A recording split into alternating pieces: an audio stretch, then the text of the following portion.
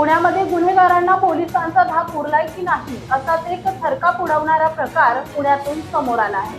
पुणे जिल्ह्यातील शिरूर तालुका एका अत्यंत धक्कादायक आणि थरारक गोळीबाराच्या घटनेनं हादरून गेला आहे। शिरूरमधील करडे घाट परिसरामध्ये भरदिवसा फिल्मी स्टाईलनं एका सराईत गुन्हेगाराची निर्गुण हत्या करण्यात आली आहे। विशाल काळे असं या मृत गुन्हेगाराचं नाव असून त्याच्यावर अंधाधुंद गोळीबार करत डोक्यात दगड घालून त्याला संपवण्यात आलाय।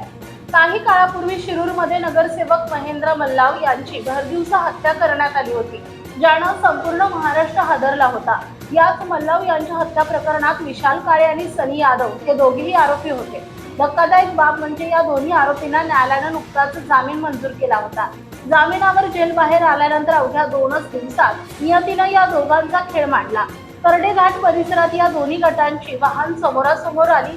यावेळी त्यांच्या वाहनांची एकमेकांना जोरदार धडक बसली। अपघात झाल्यानंतर दोन्ही गट एकमेकांसोबत उभे ठाकले आणि काही वेळातच त्यांच्यात जोरदार वाद सुरू झाला। पण हा वाद साधा सुद्धा नव्हता, तर जुन्या वैमनस्याची आग मनात धुमसत होती।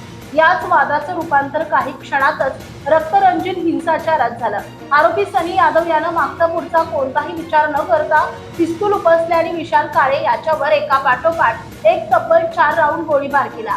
गोळ्या घालून विशाल काळे रक्ताच्या थारोळ्यात कोसळला, पण एवढ्यावरच त्या नराधमांचा राग शांत झाला नाही, तर त्यांनी पडलेल्या विशालच्या डोक्यात मोठा दगड घालून त्याची निर्गुण हत्या केली आणि आरोपी तेथून पसार झाले।